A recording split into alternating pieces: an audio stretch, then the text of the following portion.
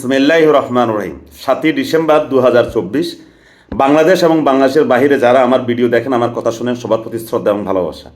আজকের আলোচনার বিষয়টা হলো জাতীয় পার্টিকে নিয়ে। জাতীয় পার্টির জি এম কাদের সাহেব আজকে একটি সাংবাদিক সম্মেলন করলেন। সেখানে তিনি বর্তমান অন্তর্বর্তী সরকারের বিরুদ্ধে অনেকগুলো অভিযোগ আনলেন। তার একটা হলো কেন জাতীয় পার্টিকে সেখানে ডাকা হয়নি এবং আওয়ামী লীগকেও কেন ডাকা হয়নি, উনি প্রকারান্তরে সেই কথাটা বললেন।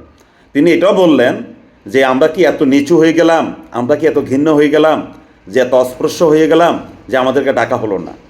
আরেকটা কথা বললেন যে অর্ধেক লোককে আপনি বাহিরে রাখলেন, ওরা কি আঙুল চুষবে বসে বসে? তার মানে উনি যেটা বোঝাতে চেয়েছেন, আওয়ামী লীগ এবং জাতীয় পার্টি বাংলাদেশের অর্ধেক লোক, অর্ধেক ভোটার, আর বাকি সবাই মিলে হলো অর্ধেক। এটাই তিনি বুঝিয়েছেন, যদি আমার বক্তব্য ভুল না হয়, আমি যদি ভুল না শুনে থাকি। আসলে জাতীয় পার্টি আরেকটা বিপদ কাঁধে নিল। কিছুদিন আগে ওনাদের পার্টি অফিসটা আগুনে পুড়িয়ে দিয়েছে। আমি তখনও ভিডিওতে বলেছি না, কাজটা ভালো হয়নি।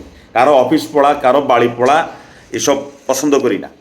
তবে আজকের এই বক্তব্যের পরে যদি এই জি এম কাদেরকে যদি আবার রাস্তায় পোলাপান ধাওয়া দেয়, এটার জন্য দায়ী হবেন উনি কমপ্লিট। ওনাকে বোঝা উচিত ছিল যে 2018 সালে এবং 2024 সালে যে নির্বাচনটা হয়েছে, এই নির্বাচনে যদি জাতীয় পার্টি অংশগ্রহণ না করত, তাহলে বাংলাদেশের নির্বাচনিক রাজনীতির ইতিহাস হতো ভিন্ন। কিন্তু শেখ হাসিনাকে বৈধতা দিয়েছে একমাত্র উনি, আওয়ামী লীগকে। তিনি 18 এবং 24 সালের নির্বাচনে অংশ নিয়ে তিনি আওয়ামী লীগকে বৈধতা দিয়েছেন। এবং শুধু তাই নয়, এবং উনি যদি অংশ নিতেন তার দল, তাহলে বাংলাদেশের মানুষ আজকে জাতীয় পার্টিকে ভিন্নভাবে দেখত। এখন জি এম কাদের সাহেব যদি রংপুরে ওনার অবস্থান দিয়ে যদি পুরো বাংলাদেশে ওনার অবস্থানটা তিনি মূল্যায়ন করেন, তাহলে আমার মতো একজন ক্ষুদ্র মানুষ, নগণ্য মানুষের বলার কিছু নেই। কারণ উনি বড় নেতার ভাই ছিলেন, ভাই।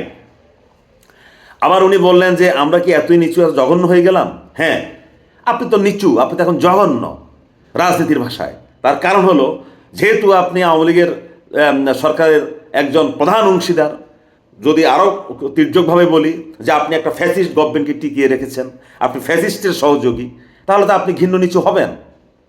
আপনার কেন ডাকবে?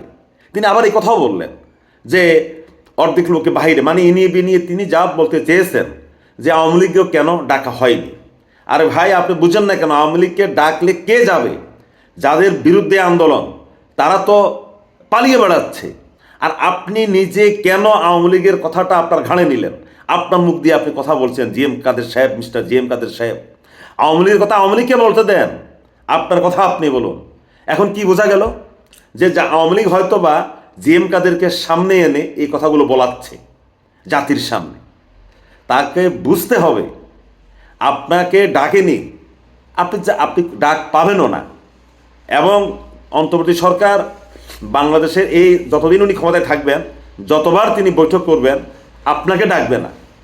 যেমনি করে আওয়ামী লীগকে ডাকবে না, তেমনি করে আপনাকেও ডাকবে না। কারণ আপনি আওয়ামী লীগের দোসর।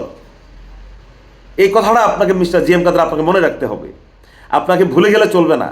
নাটক কম করেননি আপনিও নাটক কম করেননি। আপনার নাটকের কারণে শেখ হাসিনা ওয়াজেদ ভোটটা করেছে। তা না হলে তিনি ভোটের পরিবেশ ভিন্ন করতেন, কিছুটা হলেও করতেন। কিন্তু যেহেতু আপনাকে পেয়ে গেছে, তখন তিনি তার যে একটা ক্রেডিবল ইলেকশনের যে ফর্মুলা, সেখান থেকে তিনি সরে গেছেন। শুধুমাত্র আপনার কারণে, আপনাদের দলের কারণে। আপনাদেরকে যে সিটগুলো দিয়েছে, এটা উনি দয়ায় দিয়েছে। আপনার মুজিবুল হক চুন্নু সাহেবকে উনি দয়ায় দিয়েছে। মুজিবুল হক চুন্নু কিন্তু ওনার নিজের ক্যারিশমাতে হননি, ওনাকে বানিয়ে দেওয়া হয়েছে আওয়ামী লীগের পক্ষ থেকে।